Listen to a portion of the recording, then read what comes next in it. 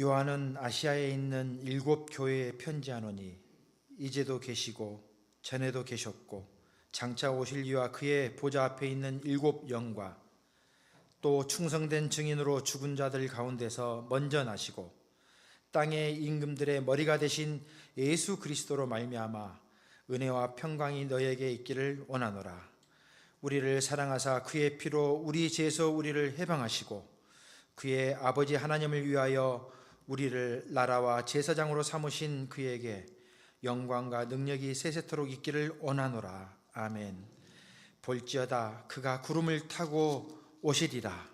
각 사람의 눈이 그를 보겠고 그를 찌른 자들도 볼 것이요 땅에 있는 모든 족속이 그로 말미암아 애곡하리니 그러하리라. 아멘. 주 하나님이 이르시되 나는 알파와 오메가라. 이제도 있고 전에도 있었고 장차 올 자요 전능한 자라 하시더라. 아멘.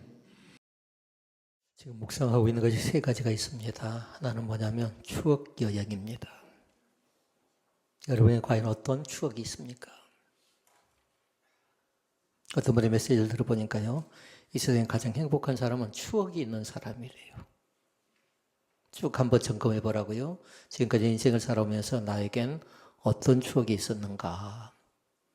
때로는 기억하기 싫은 그런 추억도 있을 거고요. 때로는 기억하고 싶은 그런 추억도 있을 건데 누가 제일 행복하냐면 다른 사람이 아니라 추억할 만한 것이 행복함으로 많이 있는 사람이 제일 행복한 사람일 거래요. 그 추억을 잃어버리지 않기를 원합니다. 또 한 가지가 있었는데요. 저는 지금 무슨 생각을 하고 있냐면요. 누군가가 붙잡는 것. 근데 하나님께 주신 메시지가 있어요. 하나님을 붙잡은 다 붙잡은 것이래요. 하나님을 놓치면 다 놓친 것이랍니다. 근데 이것이 단순한 것 같아도 이제 저는 깨달아지고 느껴져요. 하나님을 붙잡으면 다 잡은 것이고 하나님을 놓치면 다 놓친 것이다. 믿습니까? 그러니까 추억 가운데 제일 중요한 추억이 뭐라고요? 행복한 추억을 간직한 사람이 바로 그 사람이 행복한 사람이라고 얘기할 수 있는데 많은 걸 가졌는가 갖지 못했는가 그 자체가 중요한 것이 아니라는 겁니다.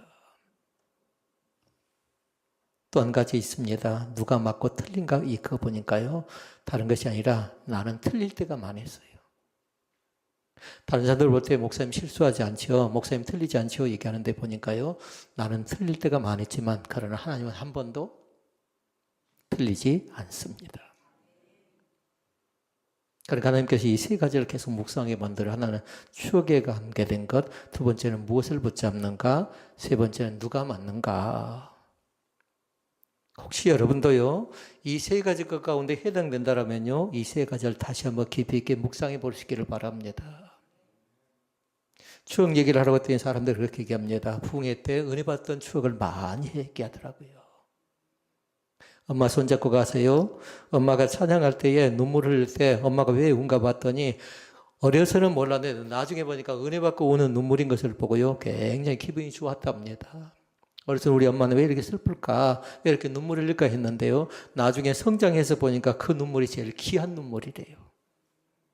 하나님의 몸된 교회도 은혜의 눈물이 강물처럼 흘러 넘쳐날 수 있기를 주의 이름으로 부탁을 드립니다. 한 친구가 있습니다. 보험회사 소장인데요. 저에게 찾아왔습니다. 신앙생활을 한답니다. 그래 직분이 뭐냐고 물어보니까 집사 직분을 받고 있대요. 지금까지 계속해서 신앙생활을 해왔어요. 그런데 왜 어쩌다 이렇게 이 신앙생활을 해오면서 때로는 안수집사가 되고 때로는 장로가 될 수 있는 그런 기회가 있었을 것인데 어떻게 된 거냐 물어보니까 나름대로 사업에 대한 실패 때문에 교회를 나가는 것 같기도 하고 안 나간 것 같기도 했답니다. 그래서 제가 물었습니다. 그럼 앞으로 어떻게 할 거냐고 물어보니까 앞으로는 잘해보고 싶은데 또 어떻게 될지 모른답니다. 저는 잘 믿었으면 좋겠습니다. 그 친구가 보험회사 소장에게 제일 중요한 게 뭔 줄 아십니까? 실적이랍니다. 실적. 다른 사람이 실적을 내오죠. 그러면 보험회사 소장의 위상이 높아져 간답니다. 그런데 실적이 좋지 못하죠. 그러면 기가 죽어버린답니다. 그러면서 같이 얘기를 나눈 게 있습니다. 보험회사 직원들 가운데 특징적인 사람이 있느냐고 물어보니까 있다고 얘기합니다. 그러면서 얘기합니다. 특징적인 사람이 있는데 꾸준하게 잘하는 사람이 있는데 그 사람의 모습을 보니까 어떤 것이 그 속에 있는가 물었더니요. 3가지로 얘기합니다.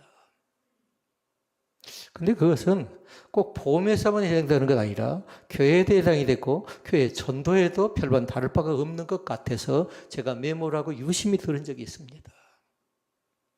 첫 번째가 뭔 줄 아십니까? 뚜렷한 목표, 의식이 있었다라는 겁니다. 보험회사에서 실적을 내고 뭔가 경제적인 부를 누린 사람들을 보니까 와서 화장만 하는 것 아니라 와서 좋은 옷만 입는 것 아니라 그 자신의 뚜렷한 목표 의식이 있었어요. 그런데 그것 자체가 보험회사에서도 자리매김 하는데 교회도 보니까 별반 다를 바가 없어요. 전도도 별반 다를 바가 없다고요. 전도도 보니까 뚜렷한 목표 의식이 있어야 됩니다. 한 영혼을 구원하고자 하는, 가족을 구원하고자 하는 그 갈망이 있고요. 그 열망이 있고요. 그 열정이 있는 사람들이 한 생명을 구원하지 되든 말든 상관없는 사람들, 그 사람들에게 전도의 손길은 임하지 않습니다. 두 번째를 얘기하는데 뭐라고 하냐면요. 열정이 있대, 열정. 여러분, 무엇에 열정이 가득합니까? 여러분의 취미라든가 여러분의 관심이라든가 돈 버는 것이라든가 일하는 것이라든가 예배하는 것이라든가 여러분이 갖고 있는 열정이 있을 것인데요. 여러분의 열정이 방향성이 바르게 되어지는 걸 한번 잘 점검해 볼 수 있기를 바랍니다. 열정 가운데 보니까 허상을 쫓는 사람이 있습니다. 그러면 허풍 떠는 게 금방 속아버립니다. 그런데 우리는 허상을 살아가는 사람이 아니라 우리는 실상을 살아가는 사람입니다. 지금 나에게 손에 잡히는 거 없다 할지라도요. 하나님께서 오늘도 함께하고 내일도 함께하고 과거에도 여전히 나와 함께했다는 사실을 믿는 사람들에게 주의 은혜의 복이 넘쳐날 줄로 믿습니다. 또 있었습니다. 3번째 설명을 하는데 뭐라고 하냐면요. 노력하는 사람이래요. 머리가 좋은 사람이 얘기할 줄 알았거든요. 지식이 많은 사람이 얘기할 줄 알았거든요. 그런데 그 자신은 얘기합니다. 노력하는 사람을 당할 수가 없었다라는 겁니다. 그런데 이것은 하나의 삼박자처럼 되어져 있는 것 같아요. 뚜렷한 목표의식과 열정과 그 다음에 노력 자체가 따로따로가 아니라는 겁니다. 열정은 데 뚜렷한 목표의식이 없죠. 그럼 방향 설정이 잘못되다 보니까 어디로 간지를 모르지요. 뚜렷한 목표의식은 있습니다. 열정은 있습니다. 그런데 노력하지 않으면 저절로 되어지던가요? 결단코 저절로 되어지지 않습니다. 믿음도 똑같습니다. 교회 왔지요? 그러면 교회 와서 구원받는 건 아니고 믿음으로 구원받는 사실을 반드시 믿을 수 있기를 바랍니다. 올 수는 있는 겁니다. 그러나 이 시간도 부탁합니다. 라이브 예배 가운데 참여한 사람들도 마찬가지고 이 시간 함께 예배한 사람들도 마찬가지고 믿음으로 구원받는 귀한 역사가 우리 가운데 임재하시기를 주의 이름으로 축복을 드립니다. 아멘. 구원의 대상들이라고요. 목회자는 저도 구원의 대상이고 여러분도 구원의 대상이고요. 그러면 이 3가지 말고 또 있는 것은 없는가 보라고요. 이건 세상 사람들이 하는 거라고요. 세상 사람들이. 세상 가운데 우리가 살아갈 때에 직장 생활할 때, 가정 생활할 때에 또 사회 생활할 때에 우리 자신들이 지켜야 될 것들이거든요. 뚜렷한 목표의식도 있어야 되고 열정도 있어야 되고 노력도 있어야 되는데 만약에 세상에서도 이렇게 못하죠? 그럼 그 사람은 자리매김하기 상당히 어려운 겁니다. 그러나 중요하게 생각하는 거 있어요. 내일을 남의 일을 내일처럼 하는 사람이 있습니다. 남의 일을 내일처럼 하는 사람. 내 일을 잘하는 사람, 내 것을 소중히 여기는 사람은 남의 것도 소중히 여기는데 남의 것은 소중히 여기지 않는 사람들이 있는데요. 이건 잘못된 신학을 생각하면 됩니다. 그러니까 교회 봉사자는 다른 사람이 아니라 내 일처럼 하는 겁니다. 내 일처럼. 교회도 내 교회, 내 가정처럼 하는 겁니다. 내 몸을 만지는 것처럼 하는 겁니다. 그런데 중요한 것이 있었습니다. 사람이 마음으로 자기의 길을 계획할지라도 뚜렷한 목표의식이 있을지라도 열정이 있을지라도 노력이 있을지라도 그 걸음을 인도하시는 이는 하나님이심을 믿습니다. 마음의 경영은 사람에게 있대요. 그러나 말의 응답 자체는 누굽니까? 하나님이 주셔야 가능하다는 사실을 믿습니다. 그러니까 세상 사람들은 목표의식만 잘 세우면, 열정만 많으면, 그리고 노력만 잘하면 된다고 하는데요. 그러나 하나님을 믿는 사람은 반드시 어떻게 하라고요? 하나님이 도와주셔야 됩니다. 다 될 것 같아요. 모든 여건이, 모든 상황이 다 겸비가 되어졌습니다. 이제 모든 사업이 다 완비가 되어졌으니까 나는 돈만 벌면 될 것 같은데 안 되어진 사람이 있고요. 또 되는 사람도 있습니다. 여기도 순복음교회 하면 생각나는 사람이 있나요? 한 번도 안 가보셨나요? 조영기 목사님. 조영기 목사님 제일 은혜 받은 말씀 뭐냐면요. 요한 1서에 기록된 말씀, 사랑하는 자여. 내 영혼이 잘됨 같이 내가 범사가 잘되고 강건하기를 원합니다라는 그 삼박자 구원의 관계, 삼박자 축복의 관계에 대한 메시지를 바꿔서요. 여의도 순복음교회를 세워가는데 굉장히 커다란 힘이 되어졌습니다. 그러니까 많은 목회자들이 어떻게 했던가요? 그때 흉내를 많이 내지요. 그 목소리 자체를, 그 억양 자체를. 사랑하는 성도 여러분, 꼭 그 말씀을 잘 유의하면서 잘 깊이 묵상하면서 그 말씀이 나의 것이 되기를 주의 이름으로 부탁을 드립니다. 성경의 시작의 책이 어딘가요? 창세기. 제일 마지막 책이 어딘가요? 요한계시록. 창세기는 그렇게 기록을 하고 있습니다. 창세기는 뭐냐면요. 한마디로 얘기하면 세상의 시작이라고 얘기할 수 있겠습니다. 요한계시록은 뭘까요? 세상의 마지막이라고 생각하면 됩니다. 그러니까 창세기 자체는 첫사람이 등장을 합니다. 첫사람은 아담이 등장을 하는데 아담이 하나님께 불순종합니다. 그래서 에덴 동산에서 추방되는 잃어버린 축복에 대해서 다루고 있는 것이 어디냐면요. 창세기 1장에서 3장까지의 말씀이에요. 그런데 우리는 창세기만 보는 거 아니잖아요. 그럼 요한계시록은 대체 뭐란 말인가? 그러면 그렇게 얘기해야 돼요. 죽기까지 순종하신 두 번째 아담이 나와요. 예수 그리스도이십니다. 그러니까 요한계시록에 보니까 다른 것 아니에요. 상실된 에덴이 있었다면 이제 회복된 에덴의 축복이 그 안에 담겨져 있는 걸 볼 수가 있습니다. 어떤 사람이 물어보다가 창세기가 중요합니까? 요한계시록이 중요합니까? 물어보는데요. 저는 그렇게 물어보면 정확한 답을 대답할 수 없다고 생각합니다. 왜냐하면 창세기는 시작이라고 했지요. 요한계시록은 마무리라고 했잖아요. 그러니까 뭐냐면 세상에 완성된 책이 요한계시록인데 창세기를 빼버리고 요한계시록을 볼 수도 없다는 얘기입니다. 창세기의 내용이 무엇인 줄 아십니까? 창세기의 내용은 뭐냐면요. 구속사라고 얘기할 수 있겠어요. 한마디로 하면 아담의 하나님이 그 다음에 창세기 12장으로 가서 아브라함의 하나님이 그리고 나서 23장으로 가서 어떻게 합니까? 이삭의 하나님이 그 다음에 야곱의 하나님이 요셉의 하나님이 지금 이 시간에 나의 하나님 되신다는 그 구속사가 어디에 나와 있냐면요. 창세기에 나와 있습니다. 그러니까 창세기는 구속사의 시작이에요. 그럼 요한계시록은요? 구속사의 마무리가 완성이 바로 요한계시록이라고 믿습니다. 창세기가 서론이라고 하면 요한계시록은 뭘까요? 결론이라고요. 문을 열어주는 것이다. 문을 닫아야 되겠잖아요. 그러니까 어떤 사람은 그렇게 얘기합니다. 요한계시록을 모른다면 서론을 알고 결론을 알지 못하는 것이니까 모든 걸 다 할 수가 없대요. 요한계시록은 상당히 어렵습니다. 그래 여러분, 요한계시록 때문에 신비주의가 생겨나고 이단도 생겨나고 그럽니다만 그러나 중요한 요한계시록의 핵심적인 내용은 두 가지예요. 한마디로 얘기하면 제목 안에 요한계시록 책 제목 안에 담겨져 있어요. 뭘까요? 첫 번째는 계시예요. 계시.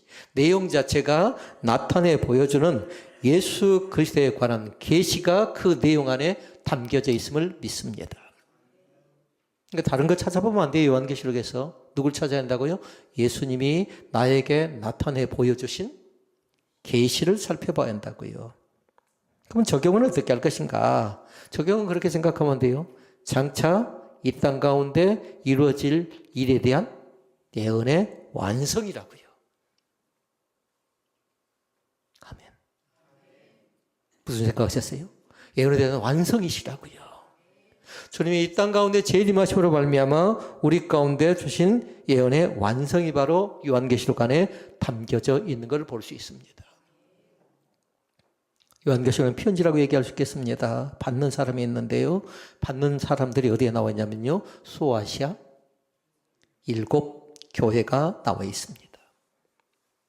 그러면 7 교회만 주었는가를 잘 생각해 봐야 돼요. 7의 뜻이 뭘까요?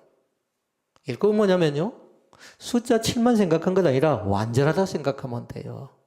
그러니까 그 교회 자체는 소아시아의 7 교회지만 이 서신은 결국 전 세계에 있는 교회, 지금 이 시간에 우리 신혼배들께 주신 메시지가 요한계시록임을 믿습니다. 그러니까 하나는 계시였고 하나는 예언이었다고요.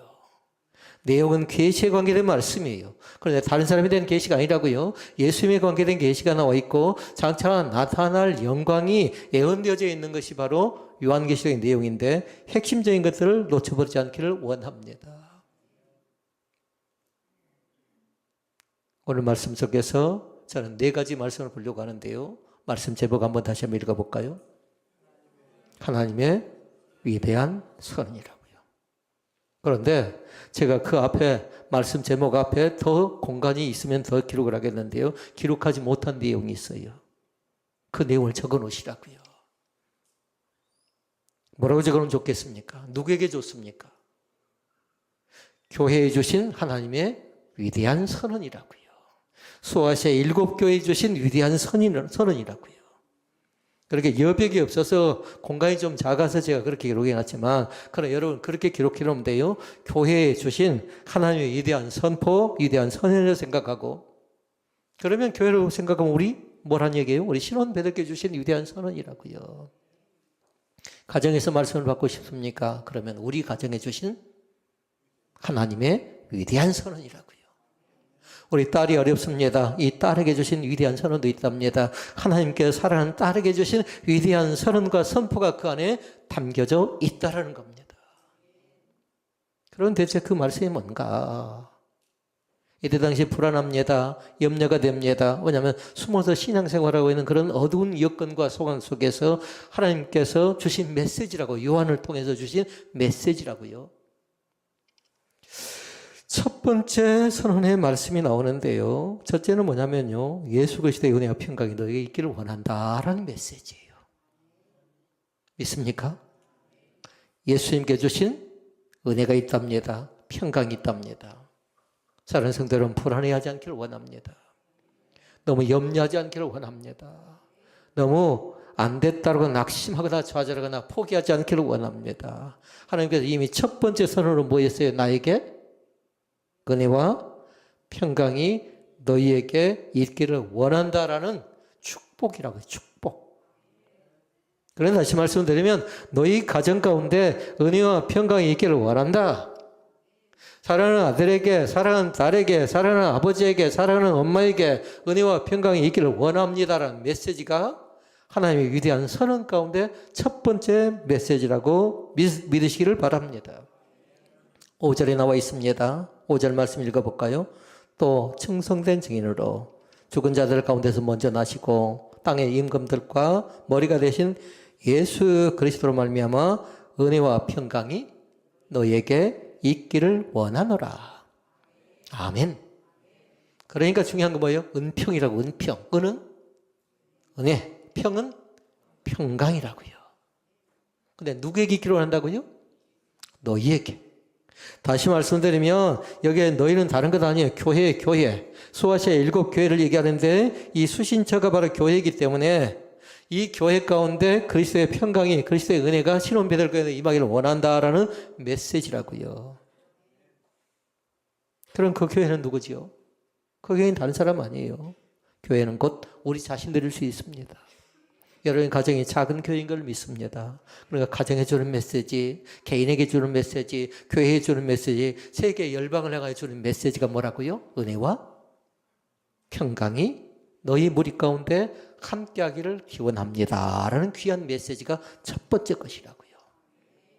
그리고 이번 한 주간 동안에 그 메시지를 많이 선포하시라고요. 여러분 만나는 사람들에게, 또 누군가에게 꼭 해야 될 사람들이 있잖아요. 그 사람들에게 꼭 그 은혜와 평강을 소홀히 여기지 마시고요. 꼭 나누시고 또 그것을 확신할 수 있도록 다시 한번 되새김질 시키시고요. 그런 두 가지 말씀에 동그라미를 딱 해놓도록 하세요. 첫 번째 단어는 은혜의 동그라미를 해놓으시고 두 번째는 평강이라는 단어에 동그라미를 딱 해놓으시기를 바랍니다. 은혜는 우리가 잘 알고 있는 대로 그럽니다. 은혜는 다른 것 아니라 하나님께서 믿는 자들의 삶 속에서 함께 하시며 대가 없이 베푸시는 하나의 축복을 뜻하고 있습니다. 다시 말씀드리면 값없이 나에게 거저 주시는 은혜라고 생각하면 됩니다. 구원을 하나님께서 뭔가 조건을 따졌나요? 구원받는데 우리가 자신들이 뭔가 많이 배워서 많이 가져서 뭔가 잘해서가 아니고 조건 없이 거저 주신 바 은혜임을 믿습니다. 그러니까 우리는 다른 은혜를 받은 사람이 아니에요. 일반 은혜를 받는 사람이 아니라 특별한 은혜를 받은 특별한 사람인 것을 믿습니다. 일반 은혜는 다른 것 아니죠. 똑같이 햇빛을 주셨습니다. 똑같이 햇빛을 주셨습니다. 그런데 특별 은혜는 다른 것 아니라 나 같은 사람에게 주님께서 일방적으로 찾아오셔서 나를 어떻게 했어요? 하나님의 자녀 삼아 주셨음을 믿습니다. 다른 것 때문에 그런 건 아니에요. 우리 자신들을 긍휼히 여기셔서 지금 현재 우리의 작은 믿음을 보시고 우리를 사랑하신 것 자체가 하나님의 특별한 은혜인 것을 믿습니다. 그러면 기억해야 돼요. 이 은혜의 통로가 대체 어딘가를 보라고요. 이 은혜는 어디에서 온가요? 세상적인 배경인가요? 세상 출세인가요? 세상의 성공과 행복인가요? 그것이 아니고 이 은혜는 다른 곳을 통해서 오는 것 아니라 신혼 배려교회를 통해서 임하신 것을 믿습니다. 우리 교회만 임한 것 아니라 이 교회를 통해서 세계 열방에 흩어지는 교회를 통해서 은혜의 통로가 임한다는 사실을 믿으시기를 바랍니다. 그러니까 은혜의 통로를 차단해서는 안 돼요. 어디에서 무엇 때문에 은혜가 막혔는가를 잘 보라고요. 그러니까 우리의 싸움은 다른 것 아니라 누가 더 은혜를 많이 받는가의 싸움이라고 생각하면 돼요. 오늘도 마찬가지. 어떤 분은 추억할 때 은혜가 된 사람도 있었고요. 어떤 분은 무엇을 붙잡느냐 거기에 은혜가 된 사람이 있고요. 각자가 잘 한번 생각해 볼 수 있기를 바랍니다. 하나님 붙잡으면 다 잡은 거라고요. 그럼 하나님 놓쳐버리면 다 놓쳐버린 것이라고요. 나는 잘했다고 생각할지 몰라도 내가 틀릴 때가 많이 있었다고요. 그럼 하나님은 한 번도 내 곁에 오셔서 내 상황과 여건 속에 찾아오셔서 틀림없이 나와 늘 동행하시는 좋으신 하나님인 것을 날마다 믿음으로 고백할 수 있기를 바랍니다. 그래 신실하신 하나님이에요. 우리 지난주 봤죠? 하루하루 주를 찬양하며 살리라. 많이 찬양하셨나요? 많이 안 했다라면 많이 회개해야 돼요. 바빠서 못할 수도 있겠지요. 그런데 은혜 받지 못해서 그럴 가능성이 상당히 많았습니다. 그러나 제가 얘기한 거 있습니다. 약할 때 강함 뒤에 찬양을 많이 하라고요. 나는 약합니다. 나는 연약합니다. 나는 부족합니다. 그러나 그럼에도 불구하고 너희 곁에 찾아오셔서 나를 강하고 위대한 나에게 찾아오셔서 위대하고 강한 주님이 되어주셨습니다. 그러면 두 번째, 평강이란 대체 무엇일까요? 평강은 다른 것 때문에 온 것 아니에요. 하나님의 은혜를 받게 되면 하나님과도 사람과도 평화롭게 지낼 수 있답니다. 역으로 생각해 볼까요? 왜 평화하지 못할까요? 왜 불안할까요? 왜 염려될까요? 왜 근심될까요? 그건 뭐예요? 한마디로 얘기하면 1번 뭐였죠? 은혜 받지 못해서 그런 거죠. 통로가 막혀서 그런 거라고요. 그러기 시간 선포해야 돼요. 나를 가로막고 있는 은혜의 통로가 막히지 않도록 예수 그리스도의 이름으로 명령하노니 예수 그리스도의 명령할 때에 은혜를 가로막고 있는 악의 축들은 깨끗하게 물러가게 해달라고 간절하게 여러분 기도할 수 있기를 바랍니다. 선포하시라고요. 물러갈지어다 사라질지어다. 내 앞길 가운데서 나를 방해하고 어둡게 만드는 모든 세력들은 예수 그리스도의 이름으로 강력하게 선포하실 수 있기를 바랍니다. 만약 이것을 쫓아내지 못하죠. 이것을 극복하지 못하죠. 그럼 나에게 평강을 기대한 건 어렵답니다. 평강이 찾아오지 못한 원인이 뭐라고요? 1번 항목인 은혜 받지 못해서 그런답니다. 은혜 받지 못해서. 이것이 교회의 역할이에요. 교회는 다른 것 아니라고요. 교회는 우리에게 힘을 제공하는 것이 아니라고요. 교회는 하나님의 은혜를 공급해 주는 하나의 은혜의 장소예요. 그러니까 이곳에 와서 오늘 다른 것 가져가면 안 되겠지요.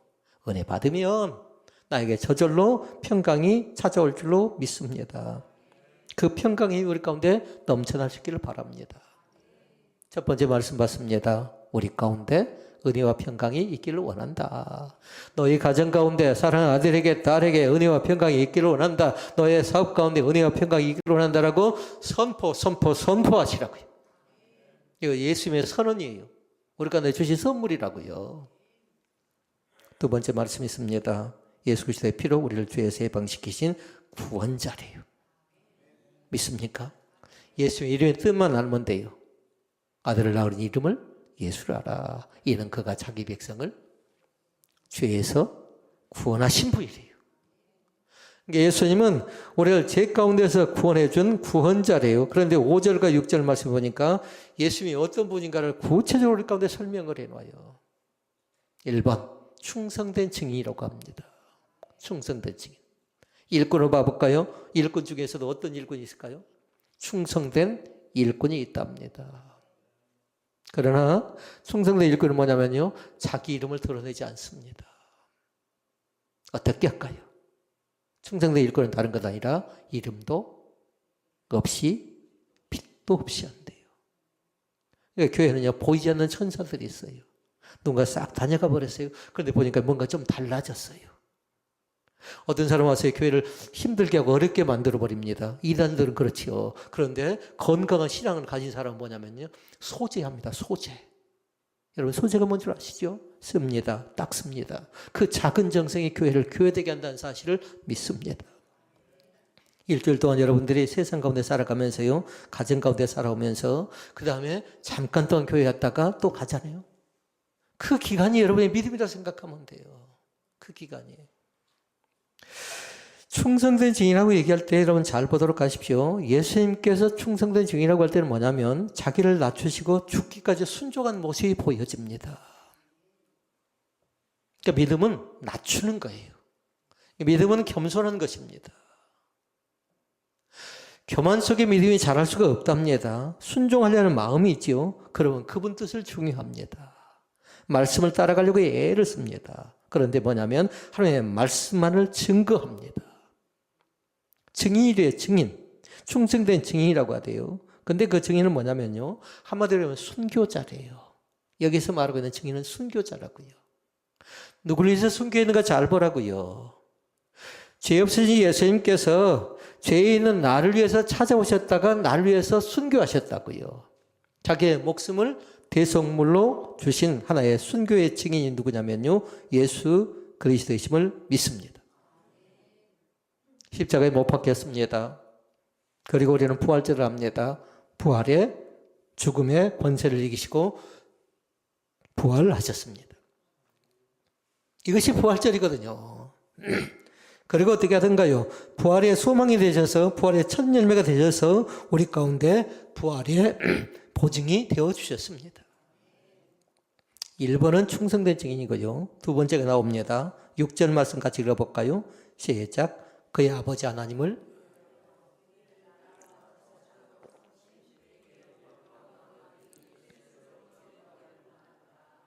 아멘. 가운데쯤 보니까 그렇게 얘기해놨습니다. 우리를 나라와 제사장으로 삼았대요.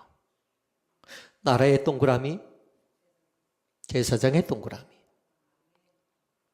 하나님께 나 같은 사람을 어떻게 했는가 잘 보라고요. 나라의 동그라미 딱 하는 거죠. 나라 자체는 뭐냐면 통치권이라고요. 예수님이 이 땅에 재림합니다. 통치권은 다른 것 아니에요. 하나님 나라의 통치권인데 믿는 자는 장차 예수님과 함께 영원히 온 우주를 다스리게 될 것이라는 하나의 통치권을 우리 가운데 허락해 주셨습니다. 상상이 된가요? 나에게 지도력도 없고 나에게 믿음도 부족한데 예수님께서 이 땅에 오셔서 하시는 일 가운데 우리 가운데 통치할 수 있는 권세를 우리 가운데 허락해 주셨음을 믿습니다. 그 다음에 제사장이라고 합니다. 제사장. 제사장은 뭐냐면요, 언제라도 하나님 앞에 나갈 수 있는 권세입니다. 지금으로 따지면 언제라도 어떻게 해요? 언제든지 교회에 와서 하나님 앞에 엎드릴 수 있는 권세를 우리 가운데 주셨다는 사실입니다. 다른 사람은 통하지 않아요. 타인을 통하지 않고 언제든지 기도할 수 있고 언제든지 찬양할 수 있고 언제든지 감사 예배를 드릴 수 있도록 하나님께서 통로를 우리 가운데 열어주셨음을 믿습니다. 그 통로를 어디를 통해서요? 예수 그리스도를 통해서. 근데 예수는 어디를 통해서? 교회를 통해서 이 땅 가운데 주셨음을 믿습니다. 세 번째 선언이 나옵니다. 세 번째 선언은 뭐냐면요. 예수님의 재림을 세상 모든 사람이 다 동시에 보게 될 거래요. 동시에. 그렇게 다시 말씀드리면 전 우주적으로 예수님이 재림하시는데 모든 사람이 동시에 보게 될 것이라고 선포합니다. 7절 말씀. 7절 볼지어다. 그가 구름을 타고 오시리라. 각 사람의 눈이 그를 보겠고 그를 찌른 자들도 볼 것이요 땅에 있는 모든 족속이 그로 말미암아 애곡하니 그러하리라. 아멘. 이 말씀을 잘 이해하려고 하면요. 마태복음 24장, 25장, 26장에 보면 재림에 관계된 말씀들이 나와요. 마태복음 24장 30절 말씀이 나옵니다. 인자가 구름을 턴대요. 그리고 능력과 큰 영광으로 오는 것을 보리라. 아멘. 그리고 마태복음 26장 64절에 나옵니다. 하늘 구름을 타고 오신 것을 너희가 보리라 라고 말씀합니다. 그러니까 다른 말씀이 아니라 예수님께서 이 땅 가운데 구름을 타고 오신다라는 그 말씀을 우리 가운데 설명해 주는데 이 말씀을 말씀대로 그대로 믿을 수 있기를 바랍니다. 사람들이 이 말씀이 납득이 안 된답니다. 그런데 뭐냐면요. 기록된 계시의 말씀이니까 이 말씀을 그대로 믿을 수 있기를 바랍니다. 이 땅에 재림하실 때 모든 사람들 그분을 볼 것입니다. 그 영광스러운 모습 앞에 이 세상 모든 사람이 무릎 꿇어 경배하게 될 거라고요. 그런데 말씀 속에 보니까 그렇게 나옵니다. 찌른 자들이 나옵니다. 찌른 자들. 찌른 자들. 그를 찌른 자들도 볼 거래요. 그를 찌른 자들. 대체 이 찌른 자들이 뭔가를 잘 보라고요. 이 찌른 자들은 다른 사람들이 아니에요. 여기에서 말하고 있는 건 뭐냐면 예수 그리스도 십자가에 못 박힘을 받을 때 핍박하고 거절했던 사람들 있죠. 이 사람들 얘기하는 것 아니라 이 사람뿐만 아니라 예수님을 거룩한 하나님을 믿는 모든 사람에게 임재하게 될 것인데요. 이 찌른 자들은 거절한 사람들, 부인한 사람들, 외면한 사람들, 부정한 사람들, 하나님을 믿지 않는 사람들로 얘기할 수 있겠습니다. 지금도 마찬가지죠. 지금도. 확인해 보십시다. 하나님을 나의 아버지로 고백하십니까? 이 사실을 믿습니까? 어떤 분들은 그렇게 얘기합니다. 하나님에 대해서 존재 자체를 인정하지 않습니다. 그럼 급할 때 보니까요. 급할 때 보면 전혀 그러지 않습니다. 병원에 수술한 환자들을 만나서요. 얘기합니다. 전혀 종교가 없는 사람들도 목사님에 가서 기도해야 될 거 하면 고개 숙입니다. 그걸 어디서 들었는지 몰라도요. 어디서 배웠는지 몰라도 끝나면 아멘 합니다. 그러니까 뭐냐면요. 복음이 이제 많이 들어갔는데 받아들이고 안 받아들이고 아직도 구원받아야 될 사람들이 많이 있지만요. 절박하니까요. 위급하니까 그들 자신들이 예수를 받아들이는 그 모습들이 보여집니다. 사랑하는 성도 여러분, 그때라도 놓쳐버리지 않기를 원합니다. 절박할 때, 위급할 때, 수술실에 들어갈 때 내가 깨어날 것인가, 살 것인가, 죽을 것인가 절박한 상황이죠. 그때도 하나님께 나에게 주신 기회라고 여러분 믿을 수 있기를 바랍니다. 때로는 강팍합니다. 완악합니다. 거절합니다. 그러나 하나님은 나를 다양한 방법으로 불러주십니다. 아는 사람은 알지. 저 때가 기회인데. 저 사람이 믿을 수 있는 기회인데. 구원받을 수 있는 기회인데. 구원의 역사가 우리의 머릿속에서 날마다 떠나지 않기를 원합니다. 천국에서 만나볼 수 있는 귀한 소망이 넘쳐날 수 있기를 주의 이름으로 부탁을 드립니다. 마지막 네 번째입니다. 예수님은 전지전능하신 하나님이십니다. 전지전능하신 하나님. 말씀 속에 나옵니다. 8절 말씀에 보면 나옵니다. 같이 읽어볼까요? 주 하나님이 이르시되 나는 알파와 오메가라. 이제도 있고 전에도 있었고 장차 올 자요. 그 다음에 전능한 자라 하시더라. 아멘. 근데 전능한 자 앞에서 뭘 적어놨어요?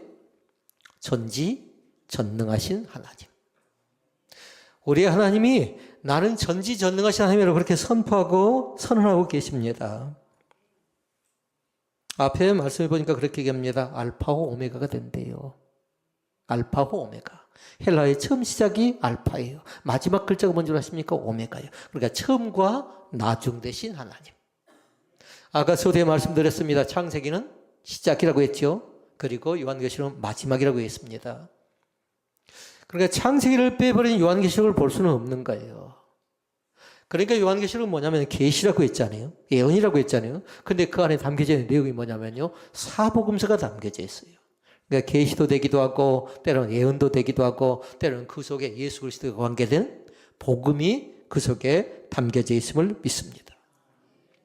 그리고 예수님께서 말씀합니다. 시작과 끝일 뿐만 아니라 이 모든 것을 다 시작하셨고 이제 재림하심으로 모든 것을 확실하게 완성시킬 때가 얼마 남지 않았다는 겁니다. 그러니까 말세침하라고 얘기하죠. 여러분 아멘으로 화답할 수 있기를 바랍니다. 예수님은 어제도 계셨습니다. 지금도 계십니다. 그 예수님은 이 땅에 오실 장차 이 땅에 오실 하나님 되심을 믿습니다. 영원하십니다. 변함이 없으십니다. 어제도 영원했고 어제도 변함이 없었고 지금도 마찬가지 영원하고 변함이 없고 내일도 마찬가지로 영원하고 변함이 없는 그 하나님. 우리는 그분을 믿고 있는 겁니다. 말씀을 정리합니다. 우리는 예수님을 신뢰하도록 하십시다. 다시 말씀드리면 예수님께 나의 모든 것을 전폭적으로 의탁할 수 있기를 바랍니다. 사람들은 여기까지만 얘기한 사람들이에요. 그렇지 않습니다. 나의 생명까지도. 나의 생명까지도. 나의 자녀도 마찬가지예요. 내 마음대로 되어지던가요? 잘 되어지지 않습니다. 내 인생도 내 마음대로 되어지던가요? 사업하는 게 내 마음대로 되어지고 공부가 내 마음대로 되어지고 골프하는 게 내 마음대로 되어진가요? 결단코 이 세상은 내 마음대로 되어진 건 없습니다. 시행착오를 겪게 돼 있고 나는 잘못할 수 있습니다. 다른 사람보다 좀 잘한다라고 우쭐댈 것도 없다고요. 왜냐하면 오늘이 끝이 아니라 오늘부터 새롭게 시작하는 하나님께서 오늘 새롭게 문을 열어주신 과정이라고 생각하면 됩니다. 하나님 우리 가운데 일하기 시작합니다. 그리고 우리의 삶을 지도하시게 될 것입니다. 그리고 이 땅 가운데 예수의 구원을 마음껏 선포하리. 그 구원의 역사가 세계 열방까지 넘쳐나시기를 주님의 이름으로 부탁을 드립니다. 은혜로우신 아버지 하나님.